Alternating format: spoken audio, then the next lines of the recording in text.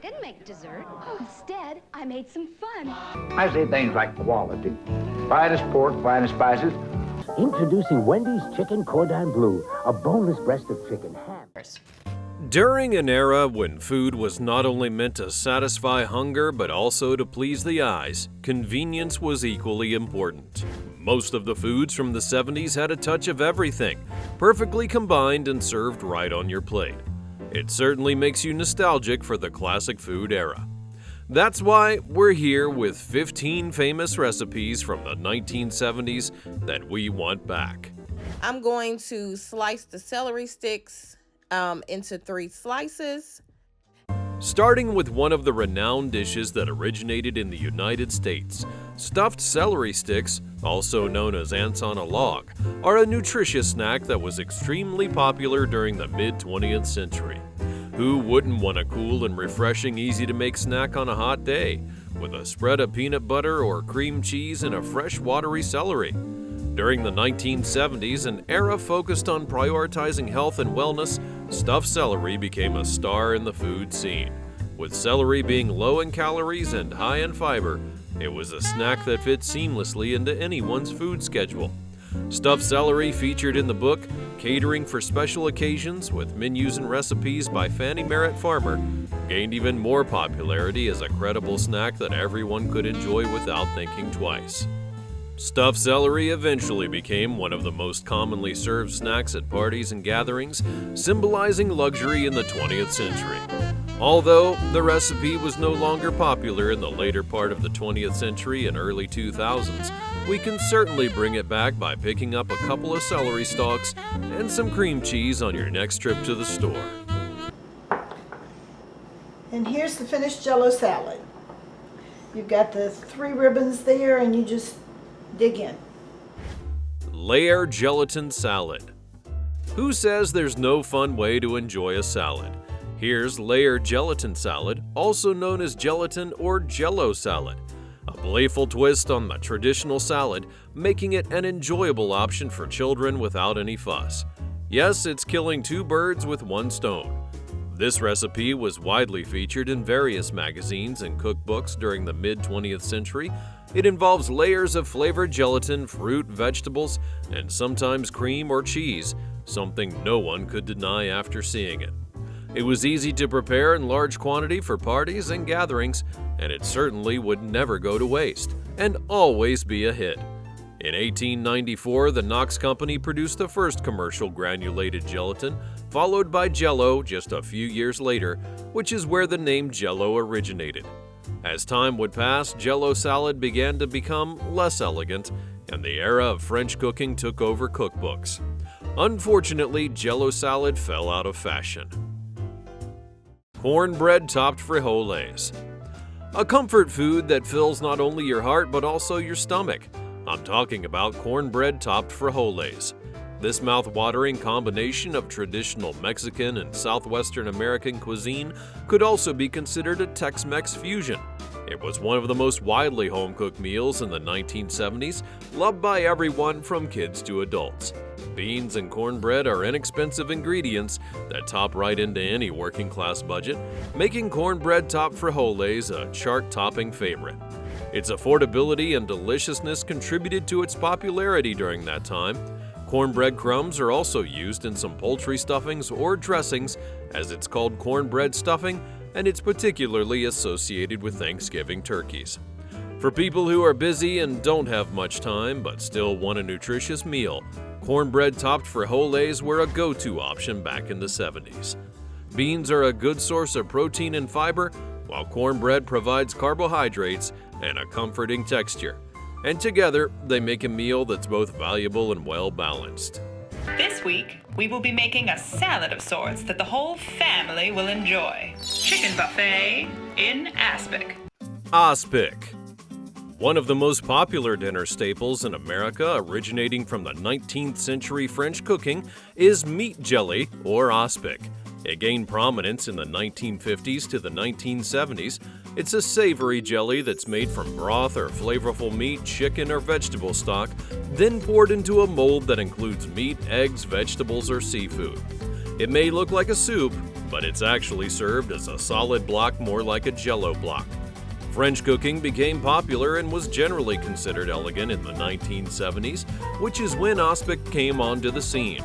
Serving it to guests was a sign of elegance and sophistication, and historically it was used to preserve food while creating an elegant presentation, particularly in French and other European cuisines. Preparing it would be considered an art form due to the skill that was required. The gelatin needs to be chilled and maintained at the right temperature to ensure it's firm and not gooey or loose. And if you wanted to showcase your culinary skills, this was the dish to do it with. This is the classic quiche, which I'm going to enjoy with a glass of wine. Quiche Lorraine. A classic French dish originating from the Lorraine region of northeastern France is quiche Lorraine. This tart and savory delight features rich and elegant flavors and could be served as lunch, brunch, or dinner, either warm or cold. Quiche Lorraine is a hearty dish made in a pastry case filled with a mixture of eggs, cream, and typically bacon or ham. However, the authentic recipe originally didn't include bacon or cheese. Here's the evolution of the modern version. Elizabeth David introduced a dash of cheese to the tart, collaborating with Parisian chefs. In 1870, Jules Goff presented his version of the tart with a hint of Parmesan, and by 1903, Auguste Escoffier recommended lining the pastry case with bacon and strips of Gruyere, all before adding in the cream and egg mixture. The initial intention behind quiche Lorraine was affordability and convenience, a dish that could be made quickly and would fill one's stomach. This quiche can also be served as a sweet dish by adding fruit, honey, and other ingredients accordingly. Let's see how our cake turned out. Perfect! Sock it to me cake. A classic American dessert from the 1960s and 70s is sock it to me cake. But have you ever wondered why it was such a peculiar name? The phrase sock it to me was popular during that time, a common catchphrase on the comedy show Rowan and Martin's Laugh-In, meaning give it to me or hit me with it. The cake was named to imply that it had bold flavor that hits the taste buds, leaving a long-lasting sweet aftertaste. Duncan Hines published the sock it to me cake recipe on the back of its mixed box in the 1970s. In fact, it traditionally came in cake mix boxes, offering a convenient, ready-to-make dessert. You could easily prepare it by adding sour cream, pecans, brown sugar, and cinnamon. After baking this soft and delicious cake, you could then take it right out of the oven and top it with a simple, creamy glaze made from powdered sugar and milk or just maple syrup. For an extra sweet touch, add a scoop of vanilla ice cream. You create a delightful sugar rush. This dessert is surely missed by many of us today. Have you ever wanted to make a dessert that'll wow your guests? Crepe Suzette is exactly that dessert. Crepe Suzette. An evenly spread thin layer of crepe Suzette batter on a well-greased skillet sizzles as it hits the pan, eventually turning into a faint rustle. The sound makes you want to have one right away. Crepe Suzette is a classic French dessert.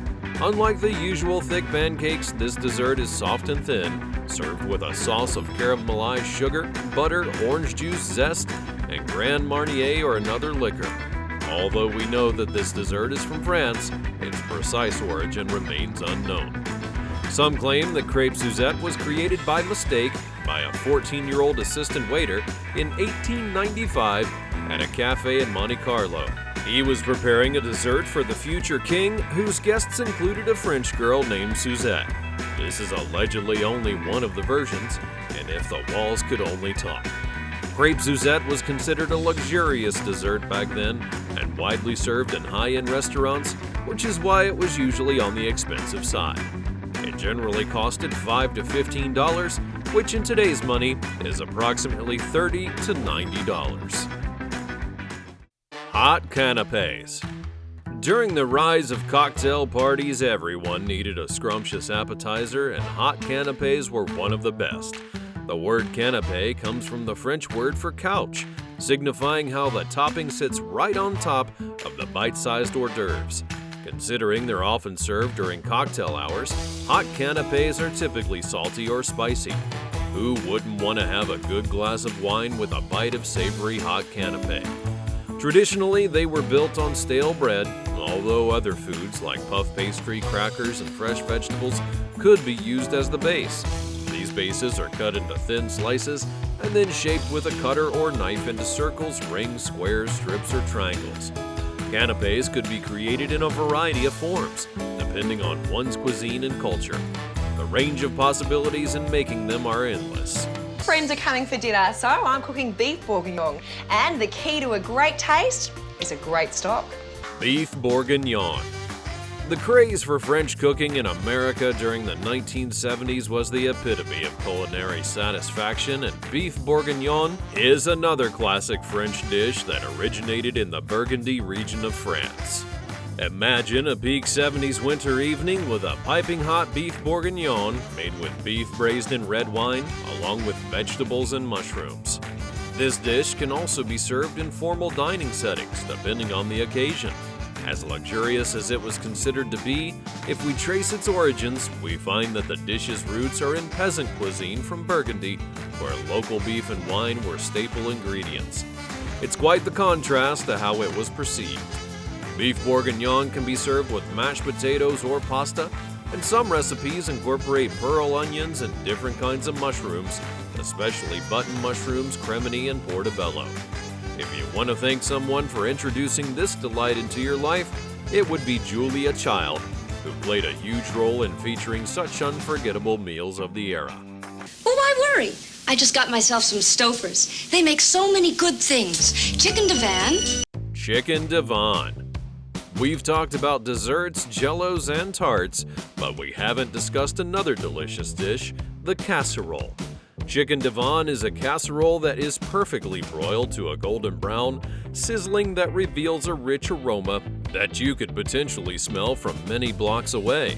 Its name is believed to have been derived from the Devon Parisian restaurant in New York City, where it was first created in the 1950s. A typical American comfort food that was once only served in luxury hotels made its way into the homes of everyone. It's a one-dish meal that's easy to make, making it ideal for busy families and working professionals. This casserole is usually served with a creamy sauce, tender chicken, broccoli, and a cheesy topping, which has made it into one of the most beloved dishes of the era. Casseroles are meant to be quick and filling. A nice way to make a chicken Devon is by using pre-cooked chicken, prepared mayonnaise, and canned soup. Sometimes, people also chose to top it off with potato chips, adding a soft and slightly soggy layer to the chicken with creamy sauce, along with a crunchy layer of chips. Look at that. If you don't want to just dive face first into that, you do not like pineapple. Pineapple upside down cake. A pineapple upside down cake is actually baked upside down in a pan, as its name would suggest. It was introduced to the American dessert catalog in the early 20th century and remained popular in various trends. It particularly shined during the 60s and 70s, largely due to the introduction of canned pineapple in the market. If there was one thing mostly anticipated amongst people from the 70s, it was a simple and easy to make healthy dessert. And that's why this cake was widely popular, as home bakers didn't require extravagant ingredients. All that was needed were canned pineapple rings, maraschino cherries, cake mix, and eggs. Some people would use canned fruits according to their preference, and the first American recipe used prunes and appeared in newspapers in 1923. The cake became popular in the United States after the Dole Pineapple Company sponsored a contest. They received over 2,500 submissions for the inverted pineapple cake and ran an advertisement, which eventually increased its popularity. Some even began adopting a healthier version of the dessert by using less sugar, whole wheat flour, and reduced butter, or by substituting healthier alternatives like unsweetened applesauce, Greek yogurt, and coconut oil. Carnation introduces the instant breakfast you can get your teeth into. Carnation breakfast squares. Quick to make and instant meals were terms that suited the 70s perfectly. The busy lifestyle of the 70s demanded convenient foods to start the day or sustain oneself with a nutritious meal. Carnation breakfast squares were introduced in the 1970s by the Carnation Company, which was known for its evaporated milk and other dairy products. These breakfast squares were designed to be easily portable while providing a balanced meal, and they were promoted as affordable, healthy, nutrient, and vitamin-packed foods, which attracted working-class families and eventually made them a staple in many homes. However, the market for Carnation breakfast squares gradually declined due to various reasons, with health concerns being a primary issue. Despite it all, the concept never died out, and today we see similar ideas in the form of granola and protein bars that boost energy and offer convenience. I am in love with the whole chicken breast filet. Ham, Swiss, grey poupon, Dijon moutarde, and mayonnaise. Chicken cordon bleu. Chicken cordon bleu precisely translates to blue ribbon in French, a dish where meat is wrapped around cheese, then breaded and either deep-fried or fried in the pan. The 70s emphasis on serving guests delicious and visually pleasing dishes made chicken cordon bleu a major hit. And for those wondering why the dish was called blue ribbon, the term cordon bleu signifies high quality or excellence. Originally, it referred to a prestigious cooking school in France, where the blue ribbon was the mark of culinary excellence. The origins of the dish can be traced back to Switzerland. First mentioned in a cookbook in the 1940s, it was later featured in the New York Times in 1967. That's when people were introduced to chicken cordon bleu and warmly appreciated the existence of the dish. Like every dish that evolves as it's passed on to different chefs from various nations, it underwent its own evolution. One popular way to prepare it is to butterfly cut a chicken breast, place a thin slice of ham inside, along with a slice of soft, easily melted cheese. The chicken breast is rolled in a roulade, coated in breadcrumbs, and either deep-fried or baked. Some variations use different ingredients or methods for wrapping the chicken. Pie for dessert. Mrs. Smith's ready-to-serve desserts. An honest-to-goodness lemon meringue pie. Lemon meringue pie. A classic American dessert, lemon meringue pie features a tangy lemon tart filling topped with sweet, fluffy meringue, all nestled in a pie crust. The origins of the pie can be traced back to early American cuisine, with variations of lemon pies appearing in cookbooks from the 19th century. However, the combination of lemon and meringue only gained popularity in the early 20th century. A fresh and citrusy tasting lemon meringue pie was highly valued and eventually became one of the most popular desserts. However, unlike many of the easy-to-make from the 1970s, this one was quite challenging to perfect, requiring considerable practice. There are many variations of the pie, including using lime or other fruits to add a twist to the traditional flavor. Achieving the perfect meringue involved careful attention to egg white preparation and baking conditions. The sugar had to be gradually added, and the pie had to be baked at just the right temperature in order to avoid weeping or shrinking. And it all kind of sounds like rocket science to me. Smells good. Delicate, fresh. That's Jones' Deli Fresh flavor. Jones' Liverwurst comes sliced in this chub or chunk. Liverwurst sandwich. A commonly packed lunch recipe, the liverwurst sandwich features a type of sausage primarily made from liver. This dish is not only a nostalgic memory for Americans, but also for Europeans, as it originated in Germany and Eastern Europe, where liver sausages became a staple for centuries. The sandwiches were widely popular in the 70s and effortlessly found in supermarkets, which boosted their sales. This sandwich didn't require a lot of overpriced or rare ingredients, and it was quite affordable for families to include in their budget. It required minimal preparation, just a few slices of liverwurst on bread with basic condiments, making it an easy and convenient meal option. During the trend of deli meats and ready-to-eat foods in the 70s, the liverwurst sandwich quickly rose to popularity in the market. Liverwurst is used in various dishes, including appetizers, spreads, and even as an ingredient in pâté. Considering it was made from liver, it's quite rich in vitamin A and iron, however, also high in fat and cholesterol, which became a concern over time. Did this video take you back to the me decade and get your tummy grumbling? If yes, be sure to subscribe to the channel to get more in the future.